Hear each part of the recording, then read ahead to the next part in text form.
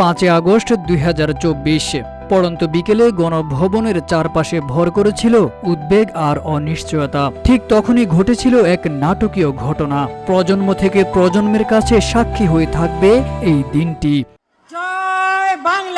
গদি বাঁচাতে একরোখা সিদ্ধান্তে অটল থেকেও শেষ পর্যন্ত খালি হাতেই ফিরতে হলো। ক্ষমতা নয়, শুধুই কিছু অতৃপ্ত অনুশোচনা নিয়ে। ক্ষমতাচ্যুত সাবেক প্রধানমন্ত্রী শেখ হাসিনাকে পদত্যাগ করতে পা জড়িয়ে ধরেছিলেন তার ছোট বোন শেখ রেহানা। ক্ষমতা হারানোর দ্বার প্রান্তে দাঁড়িয়ে এ ছিল এক হৃদয় বিদারক মুহূর্ত।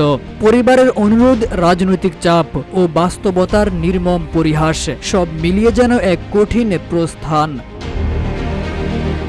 এই ব্যক্তিগত অথচ ঐতিহাসিক মুহূর্তের কথা আন্তর্জাতিক অপরাধ ট্রাইব্যুনালে জানালেন RICL TMX, যুগের পর যুগ স্থাপনা থাকে মজবুত।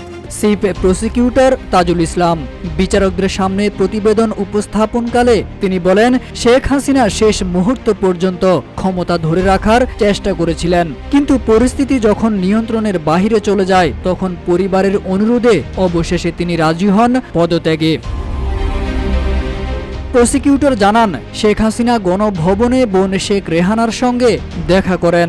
সেখানেই শেখ রেহানা আবেগ তাড়িত হয়ে তার পা জড়িয়ে ধরেন, অনুরোধ করেন পদত্যাগ করতে।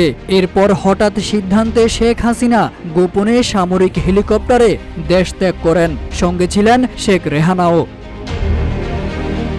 এদিকে আদালত অবমাননার মামলায় শেখ হাসিনাকে হাজির হতে পত্রিকায় বিজ্ঞপ্তি দেওয়ার নির্দেশ দিয়েছে আন্তর্জাতিক অপরাধ ট্রাইব্যুনাল। এর আগে তার বিরুদ্ধে অভিযোগ দায়ের করা হয় 30 এপ্রিল, যার জবাব 15 মের মধ্যে দিতে বলা হলেও তা দেয়া হয়নি। 25 মে হাজিরার নির্দেশ দিয়েও তারা অনুপস্থিত থাকায় আদালত রেজিস্ট্রারকে 2টি জাতীয় দৈনিকে বিজ্ঞপ্তি প্রকাশের নির্দেশ দিয়েছেন।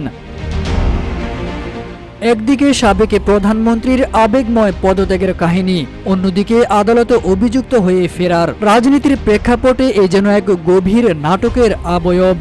শেখ রেহানার চোখের জল আর শেখ হাসিনার নীরব পদত্যাগ। এই নাটকীয় মুহূর্ত কি গণতন্ত্রের পরাজয়, না ক্ষমতার আরেক অপ্রকাশিত কৌশল?